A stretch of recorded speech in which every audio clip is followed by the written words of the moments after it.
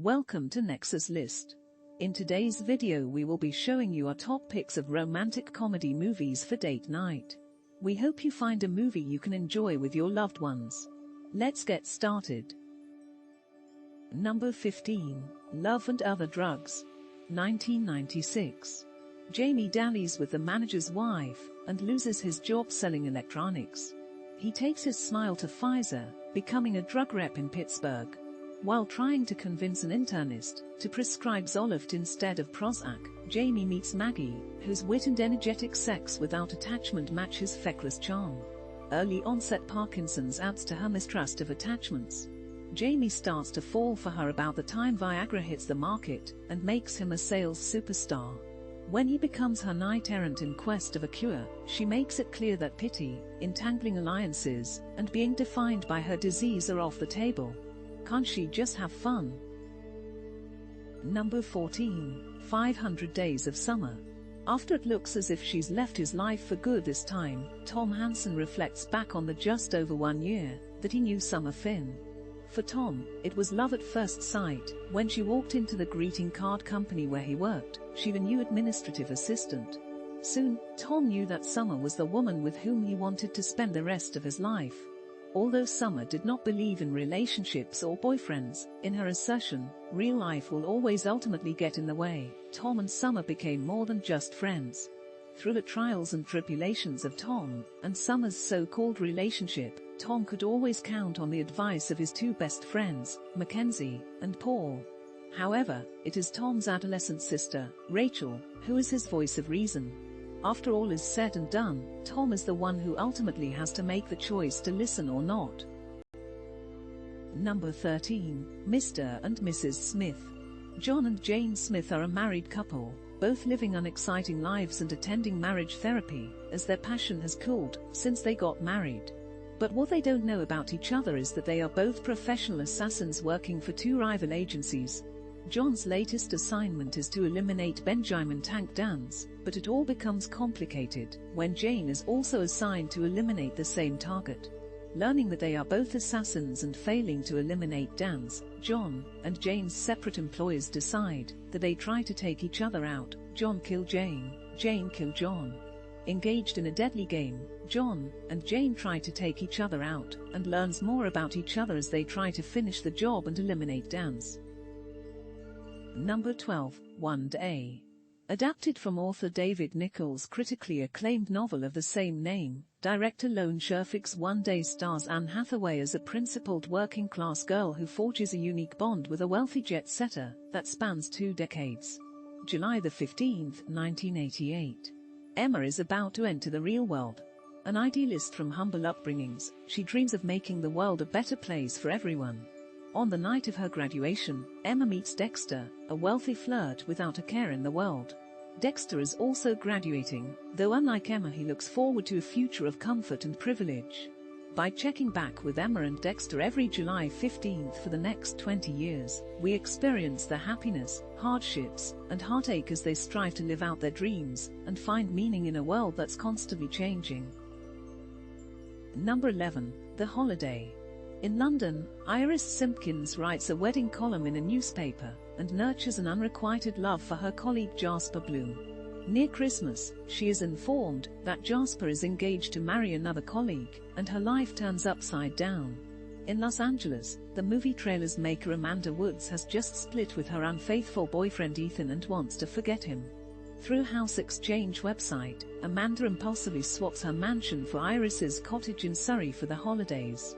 While in Surrey, Amanda meets Iris's brother and book editor Graham and they fall in love with each other. Meanwhile, Iris meets her new next-door neighbor, the 90-year-old screenplay writer Arthur, who helps her retrieve her self-esteem, and the film composer Miles, with whom she falls in love. Number 10, 50 First Dates. Henry Roth lives in a Hawaiian paradise with a company of endless women with no strings attached. This is until he meets Lucy Whitmore. Both Henry and Lucy enjoy the company of each other and feel the start of a serious relationship occurring. Approaching Lucy the next day, Henry is confused when Lucy fails to recognize him. This is the moment Henry discovers that Lucy actually suffers from short-term memory loss and can't remember each individual day. Henry won't let this stop him and is prepared to make her fall in love with him all over again, each and every day. Number 9. Couples Retreat. Dave and Ronnie, Jason and Cynthia, and Joey and Lucy are close. The group used to include Shane and Jennifer, but they divorced and she's gone. Jason and Cynthia announce that their marriage is in trouble, and they beg their friends, and Shane's young girlfriend, to join them on a couple's retreat, at the package rate, on a tropical island. The others reluctantly agree, planning to play, while Jason and Cynthia work on their marriage with an island psychologist. To everyone's surprise, the package is inflexible. Each couple must participate in the couple's exercises. Soon fault lines appear in all 4 relationships. What's in store for each couple? Number 8. About Time. At the age of 21, Tim Lake, Donald Gleason, discovers he can travel in time. The night after another unsatisfactory New Year party, Tim's father, Bill Nye, tells his son that the men in his family have always had the ability to travel through time. Tim can't change history, but he can change what happens and has happened in his own life, so he decides to make his world a better place. By getting a girlfriend. Sadly, that turns out not to be as easy as you might think. Moving from the Cornwall coast to London to train as a lawyer, Tim finally meets the beautiful but insecure Mary, Rachel McAdams. They fall in love, then an unfortunate time travel incident means he's never met her at all. So they meet for the first time again and again, but finally, after a lot of cunning time traveling, he wins her heart. Tim then uses his power to create the perfect romantic proposal, to save his wedding from the worst best man speeches, to save his best friend from professional disaster, and to get his pregnant wife to the hospital in time for the birth of their daughter, despite a nasty traffic jam outside Abbey Road. But as his unusual life progresses, Tim finds out that his unique gift can't save him from the sorrows and ups and downs that affect all families, everywhere. There are great limits to what time travel can achieve, and it can be dangerous too. Number 7. Lost in Translation. Middle-aged American movie star Bob Harris is in Tokyo to film a personal endorsement Suntory whiskey ad solely for the Japanese market. He is past his movie star prime, but his name and image still have enough cachet for him to have gotten this lucrative $2 million job. He has an unsatisfying home life, where his wife Lydia follows him wherever he goes, in the form of messages and faxes, for him to deal with the minutiae of their everyday lives, while she stays at home to look after their kids. Staying at the same upscale hotel is fellow American, 20-something recent Yale philosophy graduate Charlotte, her husband John, an entertainment still photographer, who is on assignment in Japan. As such, she is largely left to her own devices in the city, especially when his job takes him out of Tokyo. Both Bob and Charlotte are feeling lost by their current situations, which are not helped by the cultural barriers they feel in Tokyo, those cultural barriers extending far beyond just not knowing the language. After a few chance encounters in the hotel, they end up spending much of their time hanging out together, each helping the other deal with their feelings of loss in their current lives. The friendship that develops between the two, which is not always a bumpy free one, may be just for this specific place and time, but it may also have long-lasting implications. Number 6. Begin Again. In New York City, Greta James and Dan Mulligan meet by chance at the end of arguably one of the worst days in both their lives.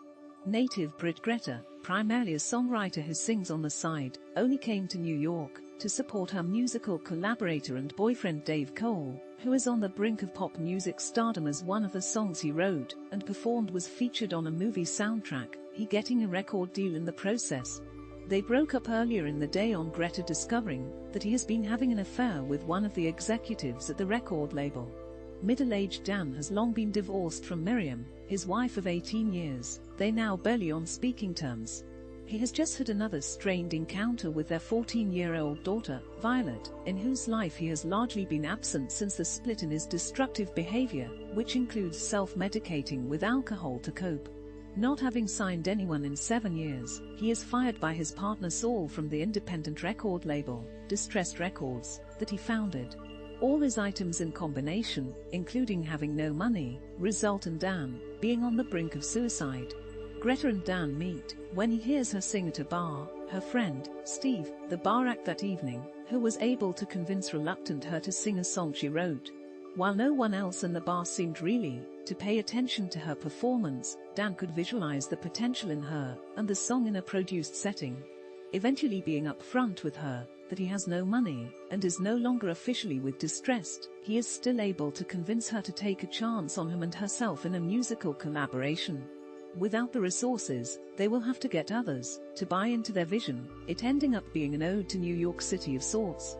Regardless of what happens on the musical side of the collaboration, Greta and Dan may provide that much-needed external point of view for the other to get their respective lives back on track in a comprehensive manner. Number 5. High Fidelity. High Fidelity follows the midlife crisis of Rob, a 30-something record store owner who must face the undeniable facts he's growing up. In a hilarious homage to the music scene, Rob and the wacky, offbeat clerks that inhabit his store expound on the intricacies of life and song, all the while trying to succeed in their adult relationships. Are they listening to pop music because they are miserable? Or are they miserable because they listen to pop music? This romantic comedy provides a whimsical glimpse into the male view of the affairs of the heart. Number 4. That Thing You Do recounts a fable of a pop-rock band formed a year after the Beatles took America by storm in early 1964. Jazz aficionado Guy Patterson, unhappily toiling in the family appliance store, is recruited into the band The Oneders, later renamed The Wonders, after regular drummer Chad breaks his arm. After Guy injects a 4x4 rock beat into lead singer Jimmy's ballad, the song's undeniable pop power flings The Wonders into a brief whirlwind of success, telling the tale of many American bands who attempted to grab the brass ring of rock and roll in the wake of the British invasion. Number 3. Date Night. Phil and Claire Foster are a couple who have been married for several years. Their days consists of them taking care of their children and going to work, and coming home and going to bed. But they find time to have a date night wherein they go out and spend some time together. When another couple they know announce that they're separating because they're in a rut, Phil feels that he and Claire could be too. So when date night comes, Phil decides to do something different. So they go into the city and try to get into a new popular restaurant. But when it's full, and still wanting to do this, Phil decides to take the reservation of a couple who doesn't show up. While they're having dinner, two men approach them and instructs them to stand up and go with them. They think the men are with the restaurant and want to talk to them about taking someone else's reservation. But it appears the couple whose reservation they took crossed someone, and the two men work for this person. The men are after something, but whatever it is they don't have it. Number 2. Safety Not Guaranteed. Darius is a young intern at a Seattle-based magazine and jumps at the chance to investigate the author of a classified ad seeking someone to travel back in time with. Along with Jeff, the staff writer, and Arnau, a fellow intern, the three go on a road trip to a coastal town. While Jeff just wants to chase after his high school crush and Arnau wants some kind of life experience, Darius spends her time with Kenneth, a man who believes that he has built a time machine. The closer they become, and the more they understand about each other, the less clear it becomes if Kenneth is just crazy, or if he actually is going to successfully travel back in time. Number 1. The Princess Bride. A kindly grandfather sits down with his ill grandson and reads him a story. The story is one that has been passed down from father to son for generations. As the grandfather reads the story, the action comes alive. The story is a classic tale of love and adventure as the beautiful Buttercup, engaged to the odious Prince Humperdinck, is kidnapped and held against her will in order to start a war. It is up to Wesley, her childhood beau, now returned as the dread pirate Roberts, to save her. On the way he meets a thief and his hired helpers, an accomplished swordsman and a huge, super strong giant, both of whom become Wesley's companions in his quest. This is the end of our list.